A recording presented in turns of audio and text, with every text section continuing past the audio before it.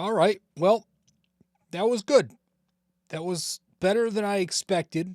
Coming off a 3-day layoff where things were not feeling good for those 3 games, or for those 3 days as a Knicks fan, coming off a terrible loss. But now they pick up a win against the Magic, and they're back. Or I think they're at the 3 seed for the first time this year. Which obviously the standings don't mean anything here in mid-December, but you're better high than low. Just win. And the Knicks now, I believe, after a loss this season, are 9-1. Because I'm pretty sure I heard on the MSG telecast last night, it was Pito who said they're 8-1 following a loss. So with this win, it makes it 9. So I think the next step is to just work on building wins, right? Next, just find some consistency, and they have been better over the last month or 3 weeks. Overall in the season, the Knicks are now up to 16-10, which is a .615 win percentage. Boston remains in second place over the Knicks by 5 games. The Knicks are in third place. The Magic are now in fourth place. Miami's in fifth place behind the Knicks by a game and a half. And Milwaukee has that final 6 seed behind the Knicks behind the Knicks by 1.5 games.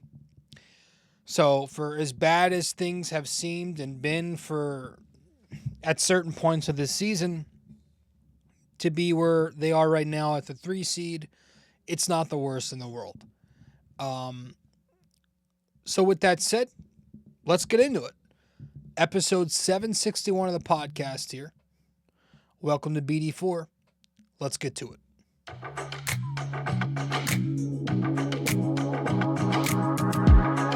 Hey there, you're listening to BD4, where there's no better way to get your Yankees and Knicks analysis. Yanks every series, Knicks every game, and MMA on occasion. Here's your host, RJ Carbone.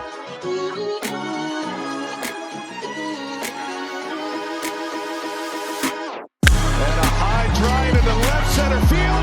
Stanley's going to watch another one fly. Are you kidding me? DiVincenzo a 3.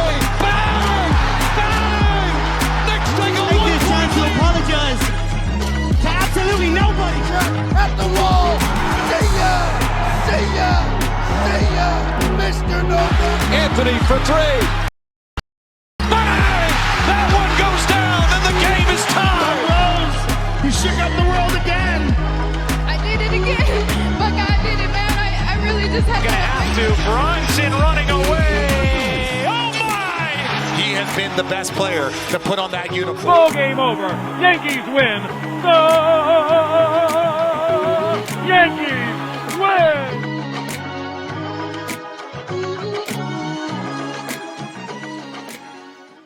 All right, let's talk about it. The Knicks defeat the Magic once again, 100-91. This was an old school physical battle last night in Orlando.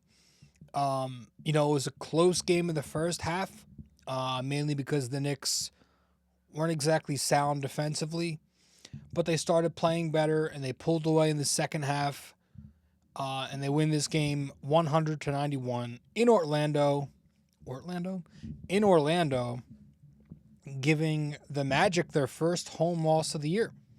Although it wasn't much of a home game last night for the Magic. I mean, I'll tell you, man, Knicks fans travel. They say Yankees fans travel, Knicks fans travel, New York sports fans in general, man, we're just everywhere. But Knicks fans are a different breed. I mean, we have so many MSG Wests, we have so many MSG Souths, and one of them was at Amtrak Center last night. I mean, you had Knicks fans all over the building. You had MVP chants for Brunson at the free throw line. You had Deuce McBride chants for every time he took a jump shot. It was awesome. So the Knicks beat the Magic, and Orlando was once a very tough matchup for this Knicks team, where they just couldn't defeat that team. They had won, I think, 4 games in a row against the Knicks. 3 of them came to start the season last year. But since then, the Knicks have won 3 in a row against them. 2 of them coming last year. One of them coming, or 2 of them last year? No, 1 of them last year. 2 of them this year. Yeah. So, and, they're still, they're a tough, in a playoff series, I don't know if I could say it with confidence yet that I'm, wanting to play them, because they're a very tough team for the Knicks to generate offense against. The Knicks only scored 100. This is an Orlando team with athleticism, with wingspan. They play a switching defense, and they run a very slow pace, right? They're kind of last year's New York Knicks. But the Knicks were able to match that physicality last night.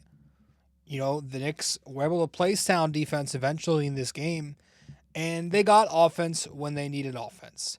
And so you look at the final box score, Brunson dropped 31, Towns had 22, 22, and 5. I mean, how many of that you're going to see in Knicks history? Josh Hart had a bounce-back game, 12 points, 5 rebounds, 5 assists, 4 steals, 1 block. He was all over the floor. Anunoby was a plus 14 to lead the team, and it was also the highest plus-minus of the game. The Knicks bench gave you enough, and again, the final score 100-91. The Knicks win. So, also shout out to Pito and Han last night, who called the game, who called pregame, called postgame. They did the halftime show. I mean, they did everything. So I thought they were good on the call last night. But yeah, that's kind of it was a good game. There's not a ton to take away. I thought, again, offensively they weren't amazing, but they did well exploiting coverages. They didn't always execute, but the process was there. I was fine with the Knicks process.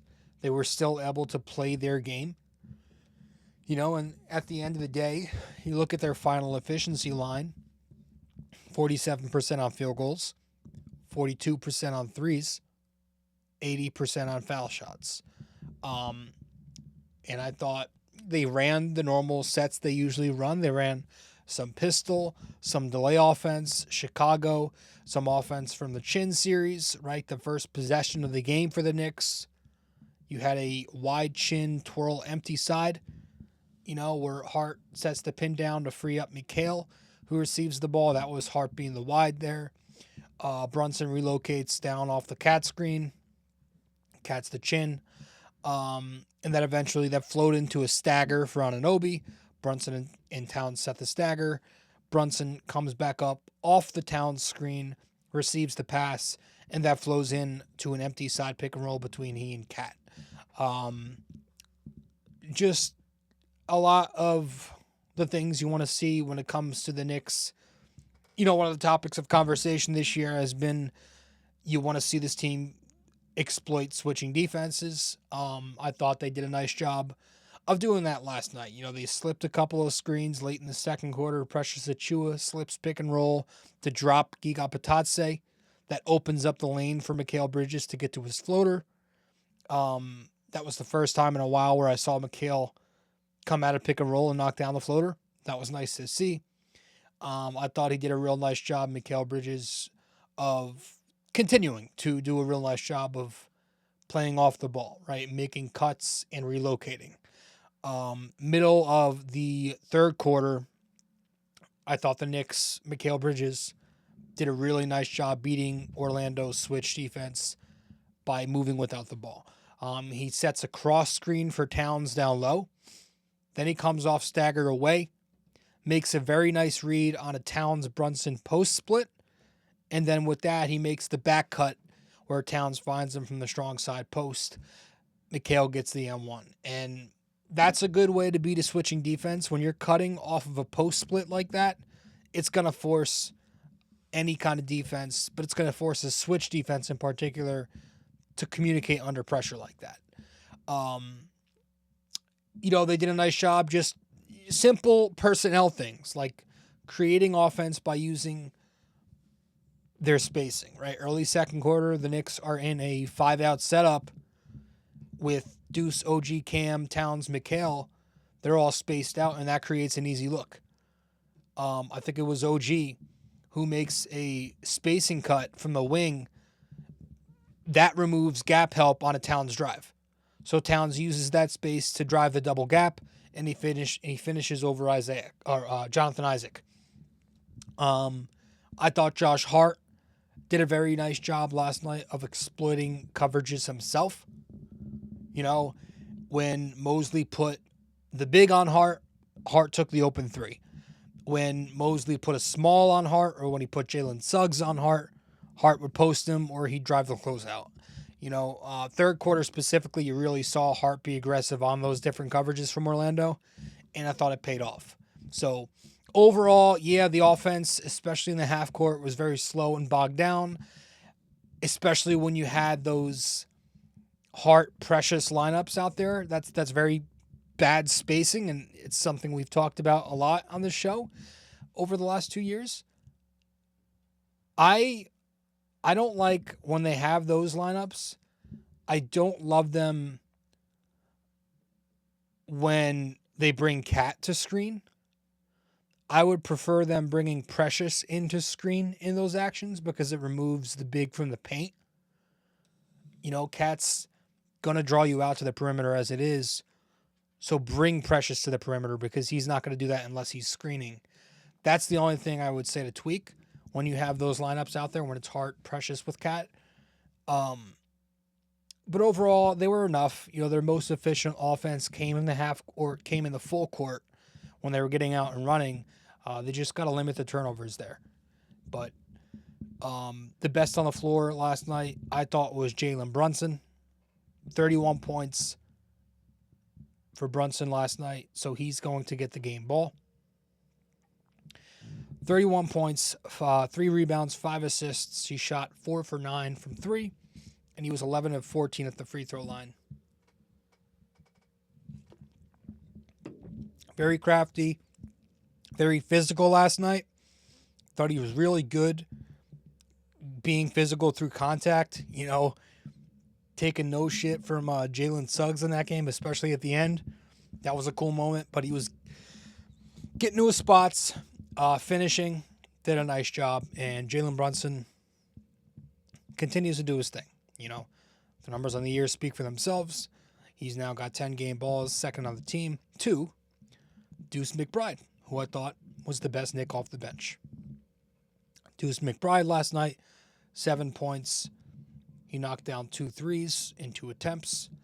I thought the second three he knocked down was big, right? It was when Orlando pulls within 7 points early fourth quarter.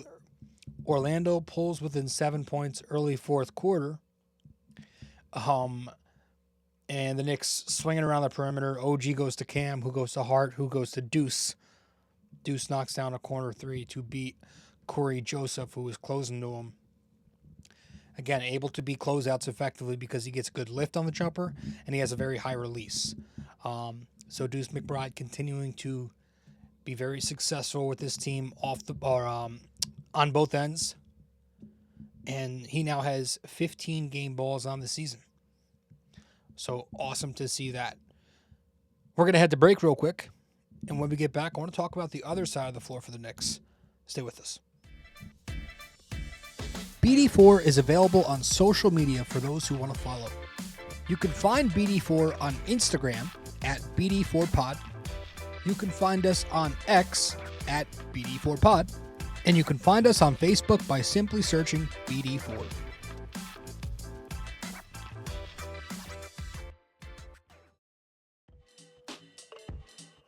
Hey guys, just a quick reminder, this podcast is also available in video format on YouTube.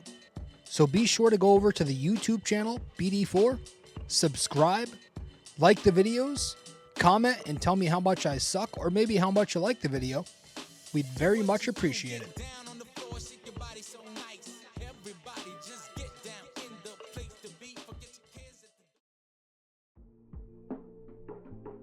Don't have time to sit down and watch a video?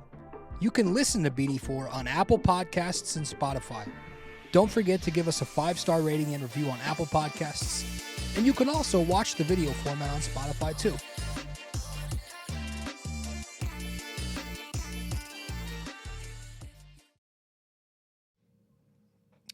You know,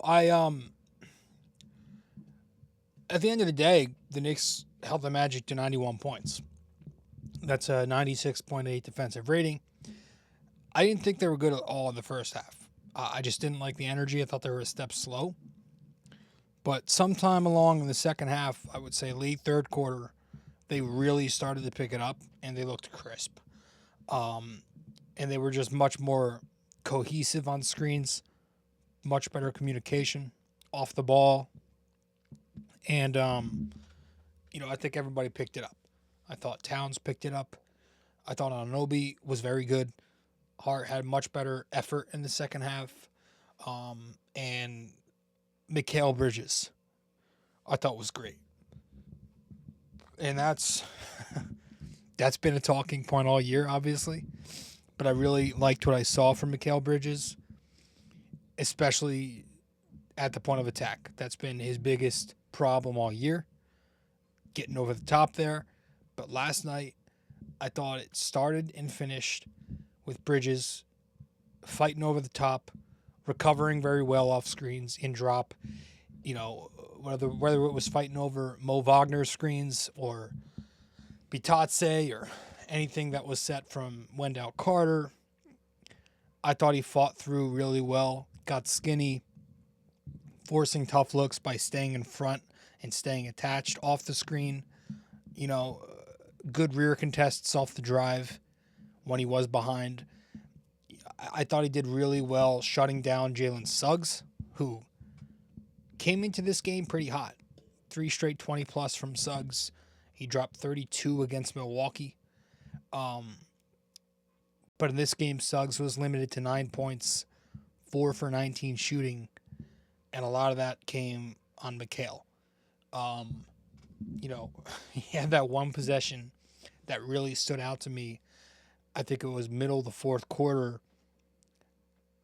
He's just sticking with Jalen Suggs in isolation for half the shot clock and sticking with him. He fights over a screen, recovers to him, stays in front, forces a miss. So that's where it all begins. It's at the point of attack. If Mikal's staying attached, well then, the Knicks don't have to dig down. They don't have to help off the perimeter. They don't have to rotate middle, etc. If he's getting beat, well then that's where they have to send help to Cat. That's where it all starts. It's a domino effect from the point of attack. So I thought he stood out especially defensively. Overall, though, the Knicks matched the physicality of Orlando. And it worked. They didn't take shit. This was not we called them soft last episode. This is a good way to respond after being a little soft against Atlanta. A lot of physical moments in this game. Towns versus Mo Wagner is becoming a thing. He had the moment between Cam Payne and Wendell Carter. Love that from a small Knick guard. The only issues I'm noticing defensively of late, you saw it again last night, they're having trouble guarding those Spain pick and rolls where they bring a back screener into the action that puts the Knicks into rotation, and they're kind of in a scramble on those, especially when Brunson's the one having to guard the back screener. But, I saw a couple of those possessions last night, and I'm just like, well, maybe they should try hedging Towns out on those, instead of dropping. But overall, it was a good defensive performance. And now you look up, believe it or not, the Knicks aren't looking as bad as they once were. They are 6th in defensive rating in their last 10 games. Now, granted, they've only played 2 decent offenses during that span, Denver and Dallas, and one of those against Dallas, they did allow 129. The rest of those teams they've been playing have been bottom third in offense. Charlotte, New Orleans, Detroit, Toronto, Atlanta, Orlando. But it's good to have repetition. Just stringing together good defensive efforts is good for chemistry and cohesion. It helps you gain that. And it's progress, right? Because early in the season, the Knicks defense was having trouble against everybody, good or bad offenses. So the goal is to play elite defense versus bad offenses and to just generate enough defense against elite offenses, right? And that will help you become a credible championship level defense. Get to 15th in defense and build from there. That's what we've been hammering all year. Get to league average and then build. Currently, the Knicks are now at 16 in defensive rating. So they're right there. From a team that was in the bottom third, bottom five, I think, at some points, to be at 16 now, that's a good jump.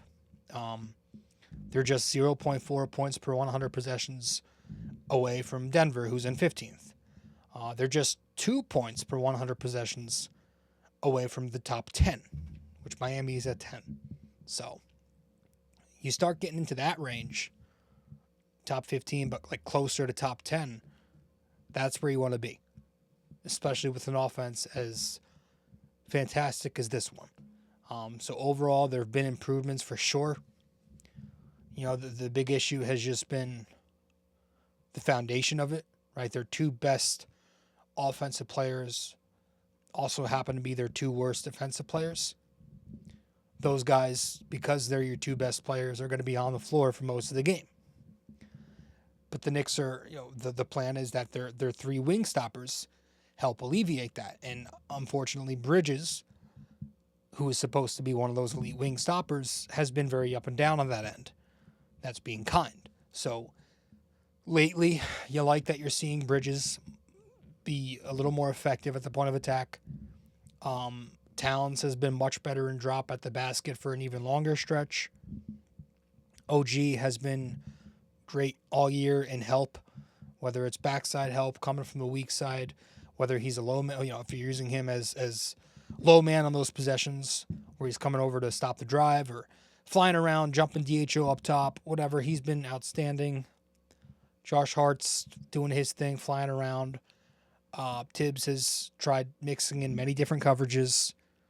He's started the season in drop. He went to a hedge, and they did a lot of blitzing, and kind of been back into a drop lately, and that's all been while he's mixed in some switching.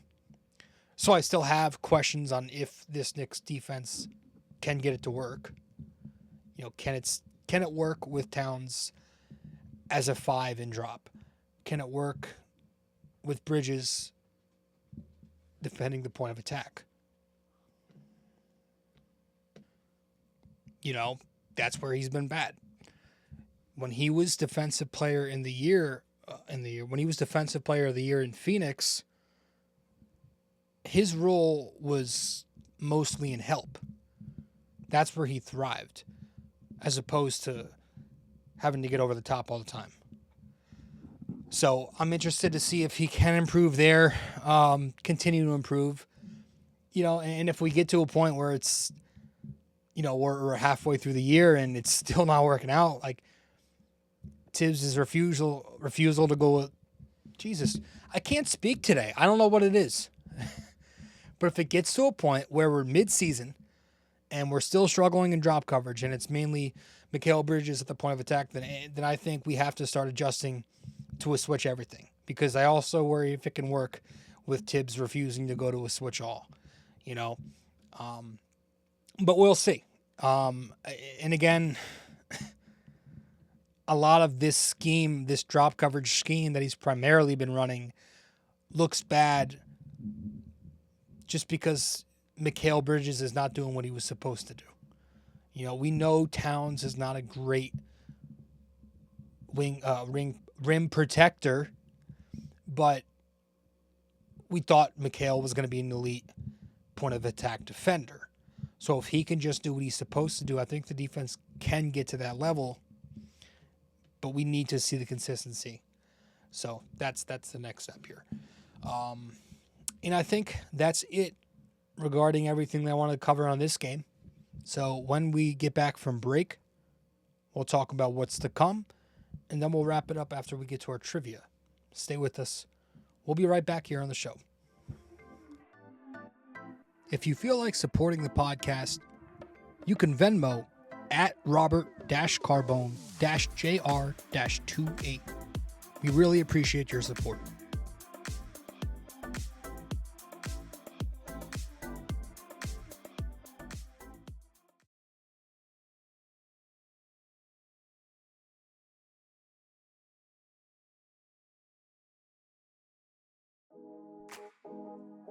Do you enjoy Yankees baseball but are tired of hearing me yap? I have a suggestion for you. Go check out Yankee Crazy Podcast. Greg Gill is a Yankees podcaster on Apple Podcasts and Spotify, and he's now selling merch. Go to yankeecrazy.myshopify.com.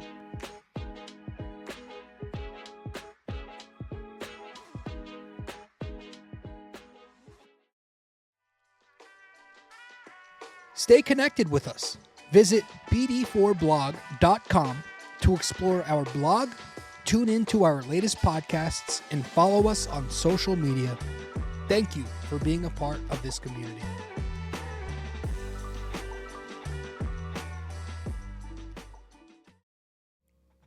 All right, so up next for this Knicks team. Well, first off, they have 3 more days off. So this NBA Cup schedule is crazy. So 3 more days off. And then they've got Minnesota. They're going to Minnesota. So that's on Thursday the 19th. So 3 days from now, they will be playing a 9:30 p.m. game East Coast against the Timberwolves. And the first time these two teams are meeting since the trade. Minnesota, very similar to the Knicks, struggling to find consistency since the trade.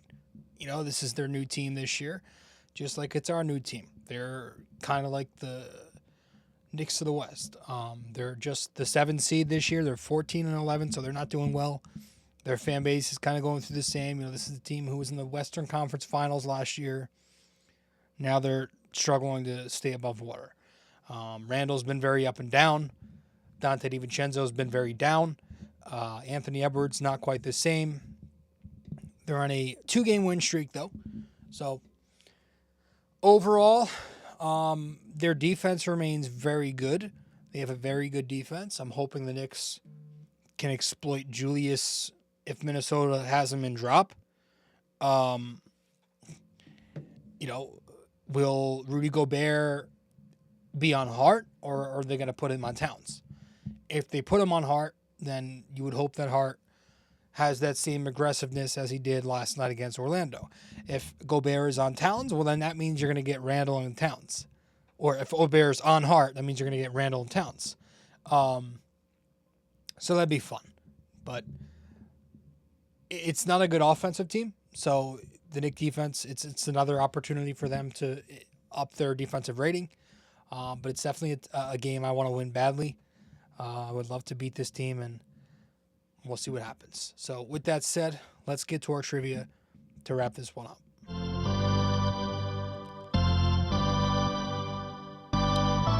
All right, so for this episode 761, our trivia question of the day. How many games did the 1995 Eastern Conference semis go between the Knicks and Magic? 4, 5, 6, or 7?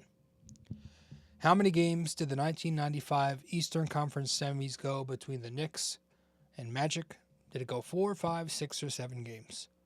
So let me know the answer wherever you can reach me, folks. That's it for this one. I appreciate you all tuning in. Episode 761 of the podcast in the books. Knicks Magic. The Knicks win. Beat the Magic for the 2nd time in as many games this year. And so that's that. Appreciate you all. And I'll see you in the next episode. Go Knicks.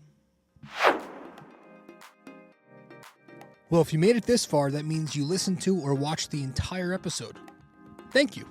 Just remember to follow, subscribe, download, rate and review, and all that fun stuff to help out the podcast. And I will see you in the next episode of BD4.